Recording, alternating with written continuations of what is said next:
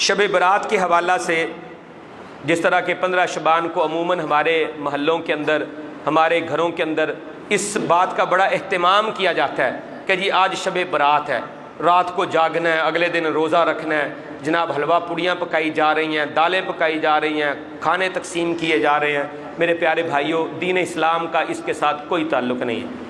کوئی بھی صحیح حدیث ایسی نہیں ہے جس میں اللہ کے نبی نے شب برات یعنی 15 شعبان جس کو ہم نے بنایا ہے اس حوالہ سے کوئی تعلیمات دی ہوں۔ آپ صلی اللہ علیہ وسلم نے اس کے بارے میں رہنمائی، کوئی بھی صحیح حدیث نہیں ہے اس مسئلے میں، ساری ضعیف موضوع من گھڑت روایات ہیں، کوئی بھی صحیح حدیث نہیں ہے۔ ایک حدیث آتی ہے کہ نبی اکرم صلی اللہ علیہ وسلم رات کو نماز پڑھ رہے تھے تو آپ صلی اللہ علیہ وسلم رات کو باہر نکلے اور بقیع تشریف لائے۔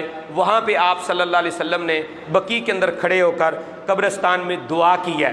حضرت عائشہ رضی اللہ تعالیٰ عنہ ان کی باری تھی، ان کے دل میں آیا شاید آپ کسی اور گھر میں جا رہے ہیں، وہ بھی پیچھے پیچھے رسول اللہ صلی اللہ علیہ وسلم بقیع میں آئے ہیں، وہ پیچھے کھڑی رہیں۔ جب آپ دعا مانگ چکے واپس پلٹنے لگے تو جلدی جلدی حضرت عائشہ گھر لوٹ آئیں۔ نبی اکرم صلی اللہ علیہ وسلم جب گھر پہنچے دیکھا کہ حضرت عائشہ کا سانس پھولا ہوا ہے۔ آپ نے فرمایا عائشہ کیا بات ہے، مجھے بتاؤ، نہیں تو اللہ علیم و خبیر مجھے ضرور بتا دے گا۔ حضرت عائشہ نے سارا معاملہ بتا دیا، اللہ کے نبی میں نے ایسے ایسے کیا ہے۔ اس رات کو 15 شعبان تھی، یہ ایک روایت ہے، اس رات کو 15 شعبان تھی۔ اس کی سند پر بھی بعض محدثین نے اعتراض کیا ہے، جس میں 15 شعبان کے لفظ ہیں، جس میں 15 شعبان کے لفظ نہیں، وہ صحیح بخاری میں حدیث ہے، لیکن اتفاقی واقعہ ہے۔ لیکن میں آپ احباب کے سامنے ایک سوال رکھنا چاہتا ہوں کہ آج کے ہمارے علماء کرام اس بات پہ اتنا زور دے رہے ہیں، اتنا زور دے رہے ہیں کہ جناب شب برات مناؤ، رات کو جاگو اور جناب مسجدیں سجاؤ، عبادتیں کرو اور صبح روزے رکھو، اہتمام کر رہے ہیں۔ لیکن میں سوال کرتا ہوں کہ اللہ کے پیارے نبی کو نعوذ باللہ استغفر اللہ کیا پتہ نہیں تھا کہ یہ رات بڑی اہمیت کی حامل ہے؟ آپ خود اس رات عبادت کرتے رہے ہیں، اور جو روایت آپ لوگوں کو سناتے ہیں کہ نبی علیہ الصلوۃ والسلام اٹھے بقیع گئے، اس روایت میں خود یہ آتا ہے کہ حضرت عائشہ صدیقہ رضی اللہ تعالیٰ عنہ لیٹی ہوئی تھی، سوئی ہوئی تھی۔ انہوں نے دیکھا کہ رسول اللہ صلی اللہ علیہ وسلم اٹھے ہیں تو انہیں بھی جاگ آئی اور اٹھی، وہ بھی آپ کے پیچھے پیچھے آ گئی۔ اگر اتنی متبرک رات تھی اور اتنی اہم رات تھی، نبی علیہ السلام نے اپنی زوجہ کو کیوں نہیں بیدار کیا کہ عائشہ اٹھو عبادت کرو؟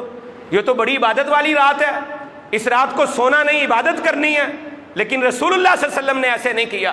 اگر یہ متبرک رات تھی تو رسول اللہ صلی اللہ علیہ وسلم کو اپنی ازواج کو بھی اٹھانا چاہیے تھا، امت کو ترغیب دینا چاہیے تھی، لیکن ایسی کوئی بھی بات نہیں ہے۔ اس لیے احباب سے گزارش ہے کہ اس رات کی بالخصوص عبادت کرنا درست اور صحیح نہیں ہے۔ ہاں جو بندہ روٹین میں روزانہ تہجد پڑھتا ہے، رات کو اٹھتا ہے، عبادت کرتا ہے، وہ کرے، لیکن اس رات کی مخصوص عبادت کرنا درست اور جائز نہیں ہے۔ اور یہ کہاں سے ہم نے سیکھ لیا ہے کہ جس عبادت کے اندر ہی شک ہے اس کی ہم بڑی ترغیب دیتے ہیں، اور 5 فرضی نمازیں جس کے بغیر بندہ مسلمان ہی نہیں رہ سکتا اس کی کبھی ہم نے ترغیب نہیں دی۔ ساری مسجدیں خالی پڑی ہوئی ہیں اور شب برات کو ساری مسجدیں بھری ہوئی ہیں۔ بدعات کے لیے لوگوں کو لاتے ہو، اور جو چیزیں سنت سے ثابت ہیں اور اللہ کا حکم ہے اس کے لیے لوگوں کو ترغیب نہیں دیتے۔ اس لیے ہمیں سمجھنا چاہیے اللہ کے پیارے نبی جناب محمد الرسول اللہ صلی اللہ علیہ وسلم کی جو تعلیمات کا اصل ہے، اساس ہے، صحیح ہیں، ان کو سیکھیں تاکہ اس کے مطابق ہم زندگی کو گزار سکیں۔